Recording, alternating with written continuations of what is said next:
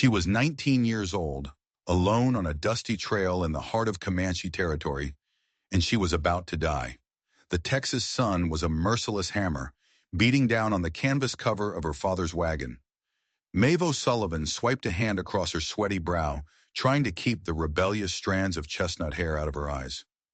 3 months.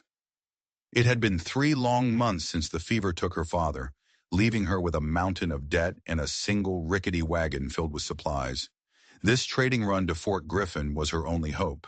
It was the only thing standing between her and losing everything her family had ever built. But hope was about to run out. The air split open with a sound she'd only heard in campfire stories. A high, piercing shriek that turned her blood to ice. War cries. From behind a cluster of mesquite trees they appeared. 6 Comanche warriors, their faces a terrifying mask of war paint, their horses thundering across the dry earth like a judgment from God. Maeve's heart slammed against her ribs, a frantic bird trapped in a cage. Her hand instinctively went to the rifle beside her on the wagon seat, but she knew it was a fool's gesture. One rifle against 6 warriors? It was suicide. She was just a girl, alone, and her story was about to end right here. The lead warrior, a man who looked like he'd been carved from the very rock of the plains, raised a hand. He was magnificent and terrible all at once, riding a black stallion that seemed to swallow the sunlight. He shouted something in a language she didn't understand, and the other warriors slowed their charge, fanning out to surround her wagon. They held their weapons ready, their dark eyes watching her every move. Maeve's knuckles were white on the stock of her rifle. This was it. Everything the settlers whispered about. The bloody raids, the terror in the dark. It was all real. The leader swung himself off his stallion with a fluid grace that was almost hypnotic. He walked toward her, his footsteps silent in the dust. He was older than she'd first thought, maybe 35, with a chest as broad as an oak barrel and arms corded with the muscle of 100 battles. Silver ornaments glinted in his long braids, and eagle feathers spoke of a rank she couldn't comprehend. He stopped just a few feet from her wagon, close enough for her to see the intelligence burning in his eyes. It wasn't the mindless savagery she'd been taught to expect. It was something far more dangerous. It was calculation. Then he spoke, and the second shock of the day hit her. His English was perfect, his voice deep and resonant, carrying a power that made the air itself seem to vibrate. "You travel alone, white woman," he said. It wasn't a question. "This is foolish." Maeve swallowed the fear that threatened to choke her. She lifted her chin, meeting his gaze. She would not die begging. "I have business at Fort Griffin," she said, her voice shaking only slightly. "Let me pass, and there will be no trouble." The warrior studied her, his eyes taking in the rifle she clutched, the defiance in her posture, the fire in her green eyes. A strange expression crossed his face. It wasn't quite amusement, but it was close. "I am Tequashana," he announced, the name itself a declaration of power. "These are my hunting grounds. What business does a slip of a girl have in such a place?" A slip of a girl. That phrase, that casual dismissal, lit a fuse inside Maeve. She had heard it her whole life from men who saw her as nothing more than a fragile thing to be protected or possessed. Her father had been different. He'd taught her to shoot, to trade, to survive. But he was gone, and she was done being underestimated. The words came out before she could stop them, a raw, honest admission of the reality between them. "You are too big for me," she said, her voice suddenly steady. It wasn't a surrender. It was a statement of fact. He towered over her, a mountain of a man who could break her with one hand. Tequashana's eyes widened. He had expected screams, tears, pleas for mercy. He had never, in all his years of raiding, encountered a white woman who looked him dead in the eye and calmly stated the obvious physical disparity between them. Something shifted in his chest, an unfamiliar flicker of respect. She reminded him of the women of his own tribe, women who could stare down death itself without flinching. "I won't hurt you," he said, and the words seemed to surprise him as much as they surprised her. Behind him, his warriors exchanged confused glances. This was not how things were supposed to go. Their leader, the fearsome Tequashana, was supposed to be taking her supplies. her wagon, her life. Instead, he was talking to her. Maeve searched his face, looking for the trick, the lie. Your word means something? She challenged. A Comanche warrior's word is his honor, Tequashana replied, his voice solemn. But you still should not be here. There are others who will not be so understanding. It was then that Maeve felt the last of her strength give way, not to fear, but to the crushing weight of her reality. I don't have a choice, she said, her voice cracking. My father is dead. This is how I survive. The words hung in the oppressive heat between them. He saw it then. Not a foolish girl, but a desperate one. He saw the same burden of survival in her eyes that he saw in the faces of his own people every single day. The world was closing in on them, and all they had left was the fight. The fever took him, she explained, her voice low. Left me with debts, a business to run. The bank wants our land. This wagon route. It's all I have. Tequashana nodded slowly. He understood duty. He understood the ghost of a father's expectations. You have courage, white woman, he said, but courage without wisdom leads to death. Maeve's spirit flared again. And what would you have me do?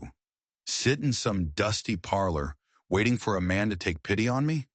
I'd rather face an honest danger on this trail than die a slow death by needlepoint.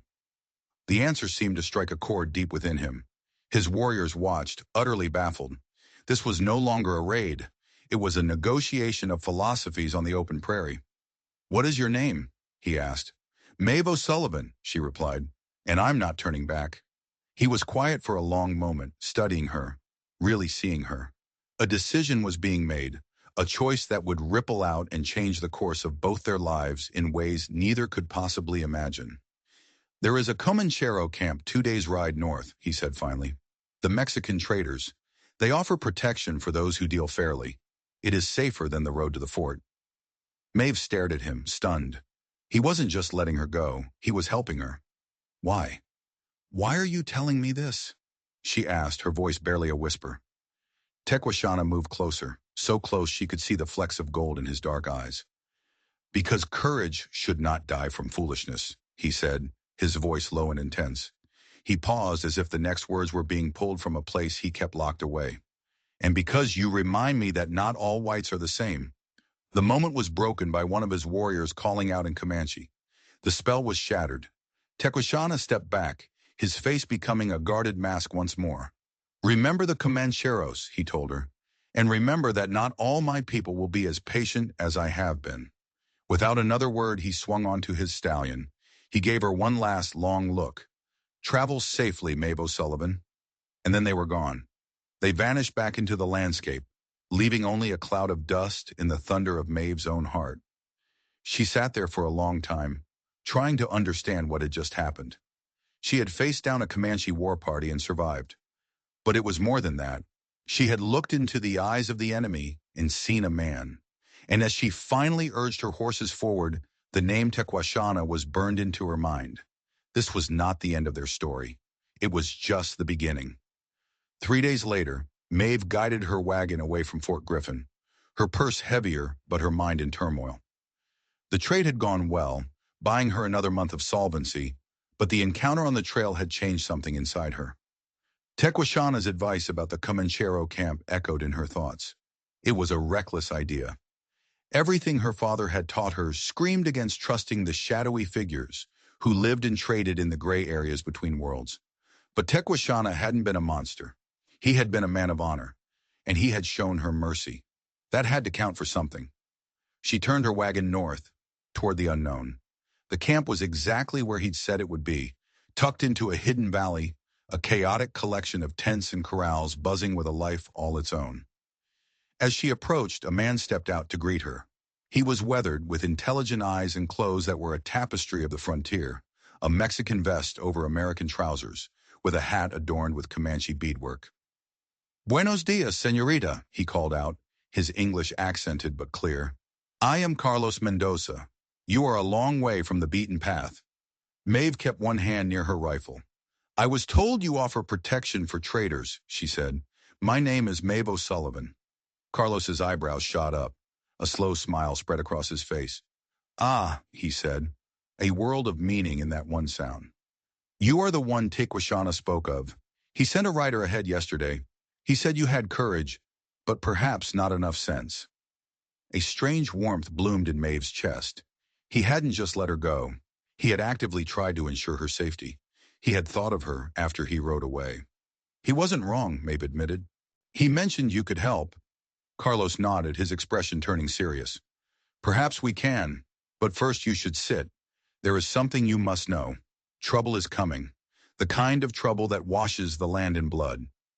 That evening, around a crackling fire, Carlos laid it all out. The army is gathering, he said, his voice low and grim. They are planning a great campaign. They call it the final solution, to move all the Comanche, all the tribes, to the reservation in Oklahoma. By force. Maeve's blood ran cold. She pictured Tequashana and his warriors, riding free on the plains they called home. She pictured them being hunted, caged. When? She asked. Soon, Carlos said, shaking his head. 2 weeks, maybe less.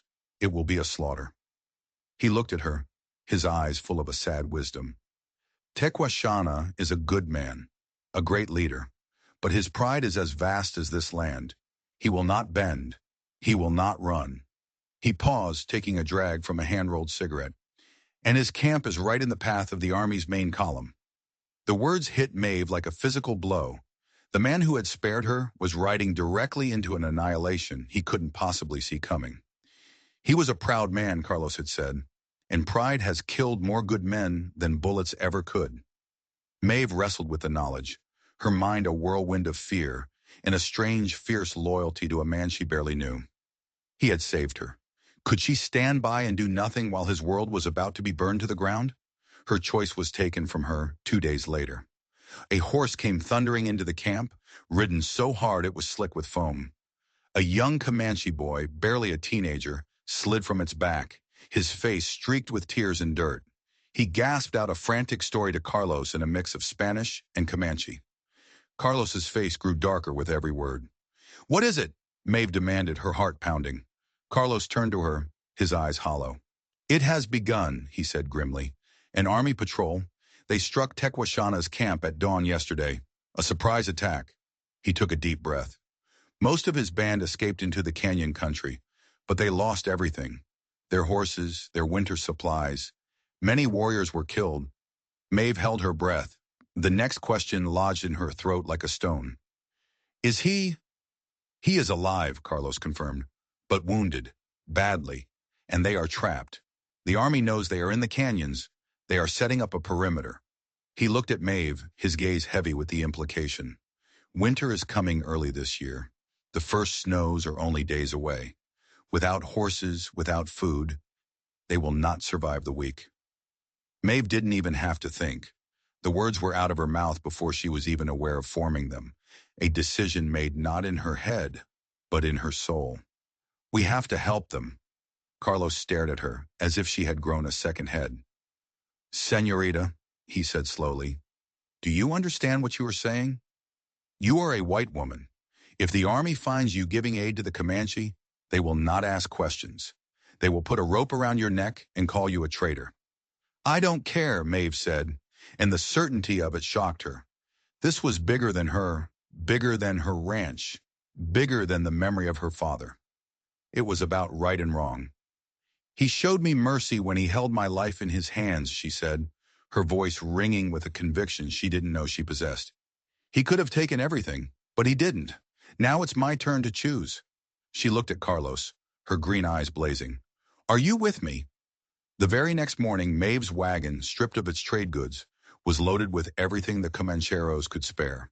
Blankets, medicine, dried meat, and precious ammunition. Carlos, against his better judgment, but swayed by the sheer force of her will, had agreed to guide her. The journey into the Canyonlands was a nightmare. They navigated treacherous, winding paths that scraped the sides of her wagon and threatened to break an axle at any moment. It was a landscape designed to kill, and as they went deeper, Maeve understood this was a one-way trip. There would be no easy way back. 2 Comanche scouts, their faces grim and haunted, met them at the entrance to a narrow canyon. They recognized Carlos, and after a tense exchange, allowed them to pass. The sight that greeted Maeve in the hidden valley was a vision from hell. This wasn't a proud band of warriors. This was a scattered collection of refugees, 20 or so people, men, women, and children, huddled around tiny smokeless fires, their bodies wrapped in thin blankets against the biting wind. The stink of blood and fear hung in the air. Many were wounded. All of them had the same hollow, shattered look in their eyes, the look of people who had lost everything. And then she saw him. Tequashana was sitting apart from the others, his back against a blood-streaked boulder. A filthy, makeshift bandage was wrapped around his shoulder, and his entire body seemed slumped in exhaustion and defeat. When he looked up and saw her wagon cresting the rise, his eyes widened in disbelief. For a fleeting moment, she saw something else too. Gratitude. Hope. "You came," he said, his voice a hoarse rasp. Maeve knelt beside him, her heart aching at the sight of this powerful man brought so low. "You kept your word to me," she replied softly. "Now I'm keeping mine to you." As she and Carlos began unloading the supplies, the rest of the band gathered around, their suspicion warring with their desperation. An old woman with sharp, intelligent eyes and braids streaked with silver came forward. Tequashana introduced her as his aunt, Nadua. She inspected the medical supplies Maeve offered, her gaze sharp and assessing, before giving a curt nod of approval. Maeve moved among them, handing out blankets, food, cleaning and bandaging wounds with a gentle competence that slowly began to break down the walls of their distrust. "This will help," Tequashana said as Maeve carefully tended to his shoulder wound. The bullet had gone clean through, but the risk of infection was high. "But it is a small stone against a great flood. The army is closing in. They will not stop hunting us." He looked up at the gray, pregnant clouds gathering overhead. "And winter does not care who is right or wrong." Maeve finished tying off the bandage and looked him directly in the eye. An idea, insane and impossible, had taken root in her mind. "Come with me," she said. He stared at her. "What?" "To my ranch," she said, the words tumbling out, gathering momentum. "It's isolated, hidden deep in the hill country. The army never patrols there. My nearest neighbors are miles away. You could hide there. Wait out the winter. Heal." Tequashana looked at her as if she had just suggested they could fly. "You would risk your home? Your life? For us? We are the enemies of your people." "You're not my enemy," Maeve said, her voice fierce. "I know what I see. I see a man of honor. I see families. I see people trying to survive. And what the army is doing. It isn't right."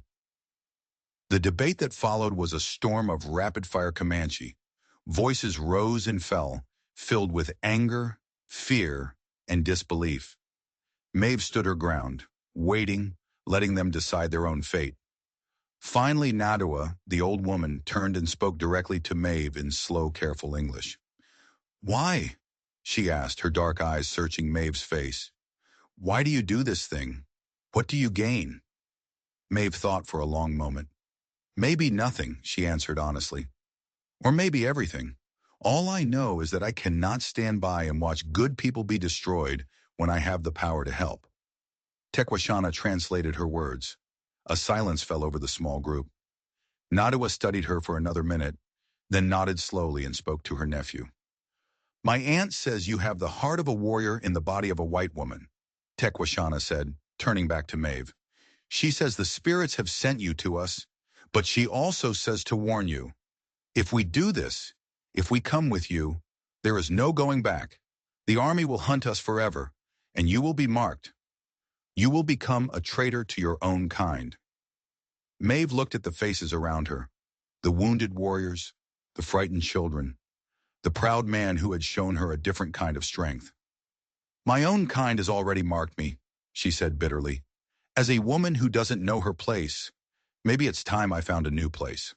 As if her words were a signal, a faint sound echoed from the mouth of the canyon. Gunfire, distant but unmistakable, and getting closer. Carlos appeared at their side, his face a mask of urgency. "Army patrol!" he hissed. "They've found the trail. They're coming. We have maybe an hour." The time for debate was over. The decision had been made for them. In an instant, the camp exploded into disciplined action. The wounded were carefully loaded into Maeve's wagon. The able-bodied gathered the few belongings they had left. As they prepared to flee, Tequashana grabbed Maeve's hand. His touch was warm, strong. "You understand the choice you have just made?" he asked, his eyes burning into hers. She looked at him, at the refugees she had just bound her fate to, and then back at the canyon entrance where death was riding toward them. "I understand," she said, her voice clear and steady. "I've chosen the only thing I could live with." They moved out under the cover of the gathering dusk, a desperate, hunted procession. The sound of the pursuing soldiers grew louder behind them.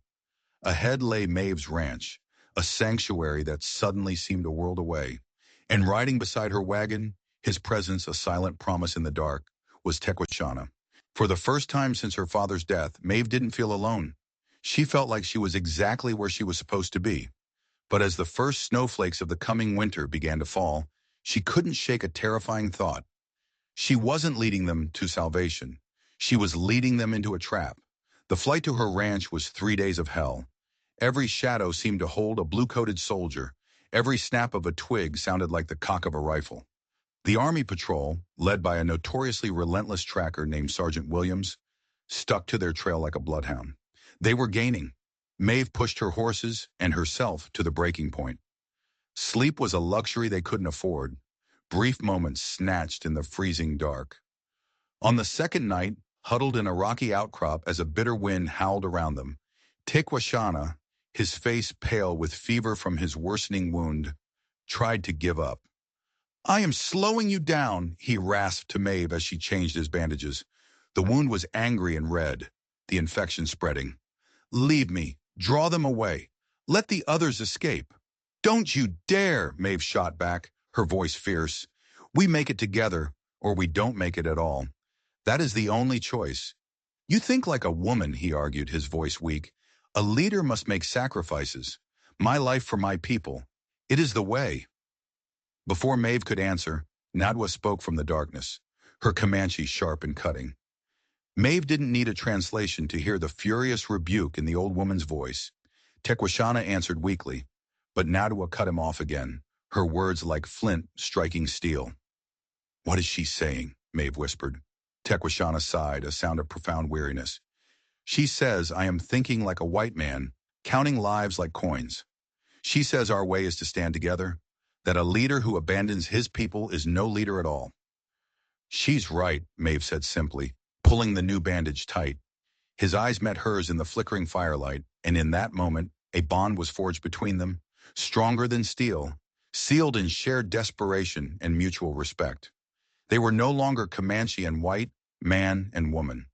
They were just two people fighting to keep their world from ending. By the dawn of the third day, they saw it. Her ranch, a small wooden house and a barn, nestled in a hidden valley, a symbol of everything she'd been fighting for. But the relief that flooded through her turned instantly to dread. A thin ribbon of smoke was curling from the chimney of the house. Someone was already there. "Army mounts," Carlos breathed, pointing his spyglass toward the barn. 3 of them. They had been cut off. The trap had been sprung. Her sanctuary had become their prison. What followed was the most audacious bluff of Maeve's life. Leaving Tequashana and his band hidden in the woods overlooking the valley, she and Carlos rode down to the ranch as if they were just returning from a normal trading run. Her heart hammered against her ribs with every step of her horse. She was walking into the lion's den, armed with nothing but a desperate lie. Inside her own kitchen, Sergeant Williams sat at her father's table, a cold-eyed man with a tobacco-stained mustache, looking like he owned the place. 2 young privates stood nervously by the door. "Miss O'Sullivan," Williams said, his voice dripping with false pleasantry, "we were just waiting for you. You've been keeping some interesting company." "I don't know what you mean, Sergeant," Maeve said, forcing her voice to stay level as she set her rifle down on a nearby counter. "Don't play dumb with me, girl," he sneered. "We know you've been consorting with hostiles, aiding and abetting murderers. That's treason, a hanging offense." He leaned forward, his eyes like chips of ice. "Now, you tell me where Tequashana is, and maybe, just maybe, I can convince the judge to show you some leniency." Maeve felt Carlos go rigid beside her. This was it. the moment of truth. I trade with whoever has fair prices, she said coolly. Last I checked, that's called business, not treason. Business? Williams let out a harsh barking laugh. You call helping the savages who ambushed my patrol and killed 8 of my men business? Maeve's control snapped. And how many women and children did your men kill in their camp at dawn? She shot back, her voice shaking with rage. When did defending your own home from invaders become murder? The sergeant's face purpled with fury. You're talking like one of them, Miss O'Sullivan. Sounds like a traitor to me. He stood up, his hand dropping to the pistol at his hip. I think it's time we took a walk to the barn. A little persuasion might jog your memory. And that's when the kitchen door swung open. Silently, Tequashana stood there. He was pale, leaning heavily against the doorframe, but his eyes burned with a cold fire. He moved with a speed that seemed impossible for a wounded man. In 2 silent steps, he crossed the room, and the glint of a knife was suddenly pressed against Sergeant Williams' throat. The 2 privates fumbled for their rifles, but Carlos already had his own gun leveled at them, his expression grim. Let her go, Tequashana said, his voice a low growl. The kitchen was suddenly a powder keg, a single spark away from exploding into violence and death. You're a dead man, Comanche, Williams choked out, the blade digging into his skin. You might kill me, but you'll never get out of this valley alive. My life ended the day your soldiers burned our homes, Tequashana replied, his voice devoid of all emotion. Today, I only choose how I die, and I will take you with me. Maeve saw the suicidal certainty in his eyes. He meant it. He would kill Williams and die in the ensuing firefight, and all of this would have been for nothing. She had to do something. Sergeant, she said, her voice sharp, cutting through the tension. There's another way, a better way. Williams's eyes darted toward her, filled with a mixture of fear and rage. I'm listening. This war, she said, choosing her words carefully, it doesn't have to end like this. These people, they aren't murderers. They're families. If the government wants them on the reservation, why not do it with dignity? Why does it have to be a slaughter? Because they're savages, one of the young privates spat out, his voice cracking. Maeve turned her gaze on him. He couldn't have been older than her. Is he a savage? She asked, nodding toward Tequashana. This savage had my life in his hands a week ago. He could have killed me, but he showed me mercy. He could kill your sergeant right now, but he's hesitating. Are you telling me you would do the same? The question hit the young private like a punch to the gut. He faltered, his eyes filled with doubt. Maeve saw the opening and pushed. Give me 2 weeks, she said, turning back to Williams. 2 weeks. Let me convince him and his people to go to the reservation peacefully. No more dead soldiers, no more bloodshed. Williams stared at her, his mind racing, looking for the angle. And if they don't agree, he sneered, then you'll know exactly where to find us, Maeve said simply. It was a crazy gamble, a desperate, impossible plea. But in the suffocating silence of that kitchen, with a knife held to a man's throat, it was the only card she had left to play. And the fate of everyone in that valley hung on whether or not he would believe her. For a long, agonizing moment, nobody moved. The only sound was the frantic ticking of the grandfather clock in the corner, counting down the seconds of their lives. Sergeant Williams stared at Maeve, his mind working furiously. He was a career soldier, a man who saw the world in black and white, us and them, order and chaos. Her proposal was insane, but the cold steel of Tequashana's knife against his skin was a very powerful motivator. Why should I trust you? He finally rasped. You're a traitor. Before Maeve could answer, Carlos spoke, his voice calm and deadly. Because, Sergeant, if you do not agree, Tequashana will kill you. Then I will kill your 2 men. We will take your horses and supplies and disappear back into the hills. You will die for nothing. But if you agree, you get to live. And you might even get what you want without losing any more of your men. It was the cold, pragmatic logic of the frontier, and it cut through Williams's rage. He was trapped, but he wasn't beaten. 2 weeks, he snarled, and not a day more. At dawn on the 15th day, I'm coming back with my entire company. If they aren't on the trail to Oklahoma, I will burn this ranch to the ground with all of you in it. And I'll see to it personally that he nodded at Maeve, hangs. He gave a slight nod, and Tequashana, after a moment's hesitation, slowly withdrew the knife. The two privates sagged with relief. Without another word, Williams and his men backed out of the kitchen, their eyes filled with hatred. They mounted their horses and rode away, leaving a heavy silence in their wake. As the sound of hoofbeats faded, the tension that had held them all together snapped. Tequashana staggered, and Maeve rushed to his side, catching him before he fell. The ordeal had taken the last of his strength. Later that evening, after his wound had been cleaned and dressed again, Maeve found him standing on the porch, staring out into the darkness. The rest of his people were sheltered in the barn, a temporary, fragile peace settling over them. "You have bought us time, Himanan," he said without turning around, "but you may have signed your own death warrant." "I bought us time," she corrected him, coming to stand beside him. "And if there is no better solution than war?" he asked, his voice heavy. "Then we will face what comes," she said softly, "together." He finally turned to look at her. In the pale moonlight, she could see the pain, the exhaustion, and something else in his dark eyes, a profound and aching vulnerability. He had led his people his entire life, always strong, always certain. Now he was wounded, defeated, and relying on the courage of a woman from his enemy's world. Without thinking, Maeve reached up and gently touched his face. The gesture was electric. The air crackled between them, charged with everything they had been through, with the shared danger and the unspoken understanding that had grown in the crucible of their flight. He leaned in, and the kiss was as inevitable as the rising sun. It wasn't gentle or hesitant. It was desperate and fierce, a collision of two worlds, a release of all the fear and tension, and the fragile, terrifying hope they both felt. When they finally broke apart, they were both breathless.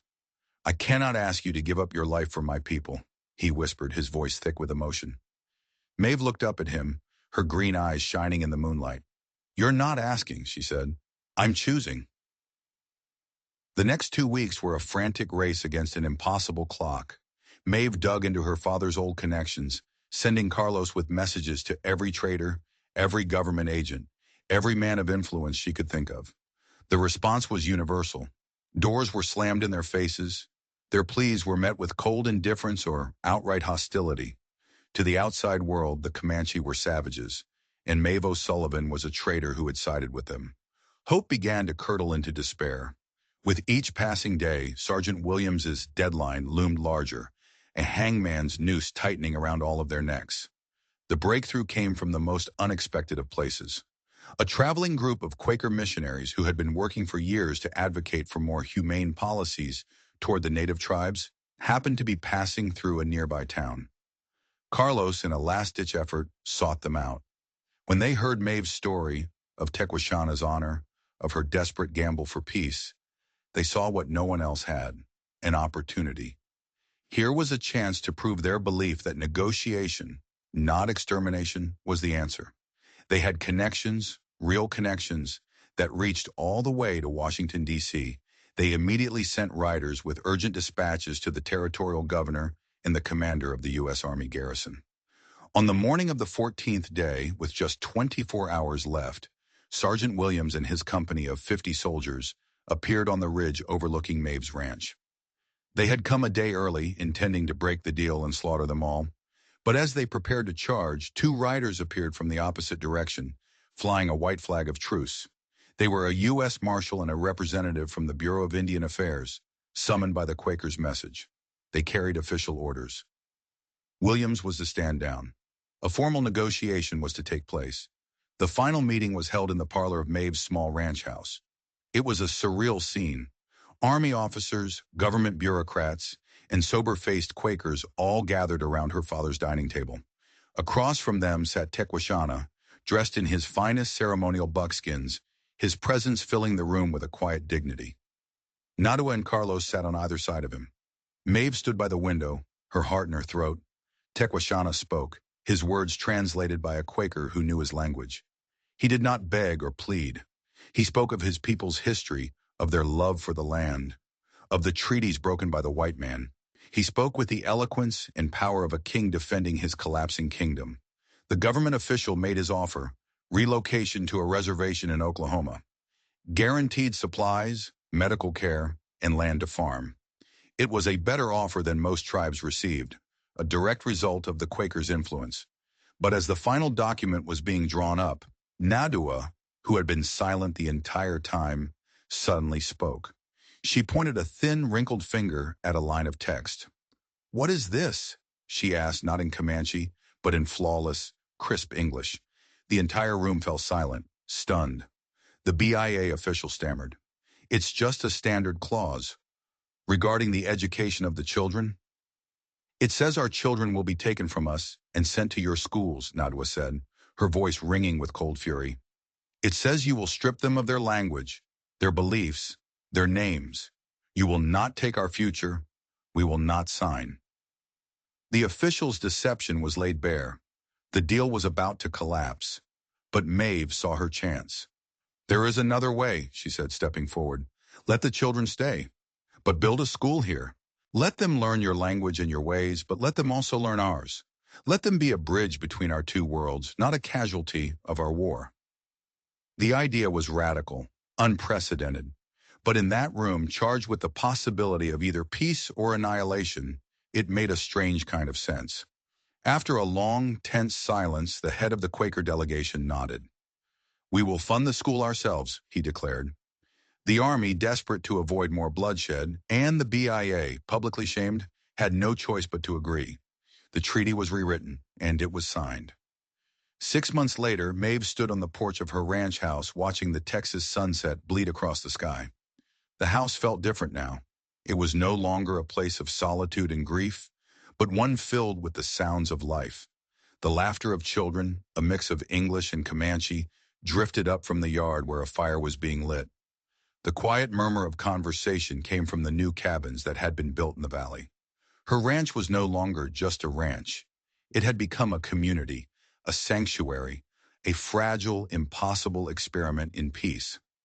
Tequashana came to stand beside her, slipping a strong arm around her waist. He had not gone to Oklahoma. In the end, the government, recognizing his unique position, had asked him to stay on as an official liaison to the relocated tribes. It was a difficult, dangerous job, walking the line between two distrustful worlds, but it allowed him to remain on the land of his ancestors. It allowed him to stay with her. "Any regrets?" he asked softly. It was their ritual, a question asked and answered 100 times. Maeve leaned her head against his shoulder, a shoulder now fully healed, bearing only a faint scar. "Only that it took a war for us to find each other," she replied. Their wedding had been a simple ceremony, a mix of Quaker simplicity and Comanche tradition that had scandalized what little polite society existed in that part of Texas. But Maeve had found she didn't care about their approval. The family she had built here, Comanche families who had chosen to stay with Tequashana, Carlos and his traders, even a few disillusioned white settlers drawn to their promise of a different way of life, was the only one she needed. Nadua had become the de facto matriarch of the entire settlement, her sharp wit and surprising command of English keeping everyone, from army inspectors to rowdy children, in line. "The children are asking for a story," Tequashana said, his voice rumbling in his chest. "Which one will it be tonight?" Maeve smiled, already knowing the answer. "The one about the brave white woman who wasn't afraid of a big, scary Comanche warrior," he said, a twinkle of amusement in his eyes. "That one is their favorite." They walked toward the fire hand in hand, the stars beginning to appear in the vast dark sky. The story they were about to tell was not just a story anymore. It was their history. It was the founding myth of this strange and beautiful place they had built together. It was a story of how a defiant girl on a lonely road and a proud warrior facing the end of his world had chosen something other than hate. The dismissive phrase that had started it all, "a slip of a girl," had been proven wrong.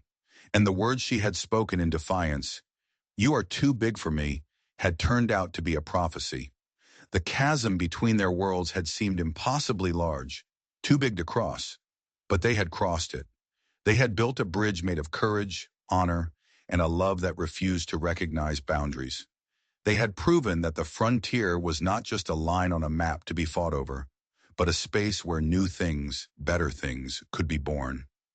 And as the children gathered close, their faces glowing in the firelight, ready to hear the tale of how their world began, Maeve knew she had found more than just love. She had found a home, built not on land or blood, but on the radical, dangerous, and beautiful idea that even the bitterest of enemies could learn to call each other family. What would you have done in Maeve's place? When you're staring down the barrel of history, do you choose the safe path, or do you risk everything for what you believe is right? These aren't just questions from an old story. They're the questions that define us. Maeve and Tekwashana were from different worlds, raised to be enemies with every reason to hate and fear one another. But they chose to see the person, not the label. They chose compassion over conflict.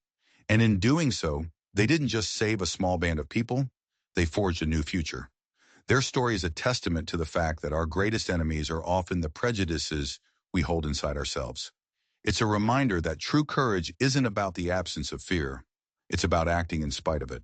If their incredible journey from enemies to allies to family moved you, and if you believe that stories like this need to be remembered, then hit that subscribe button. We're dedicated to uncovering the forgotten tales of history, the stories of ordinary people who made extraordinary choices. Join our community, and let's explore the moments that show us not just who we were, but who we have the potential to become. Which forgotten corner of history should we explore next? Let me know in the comments below.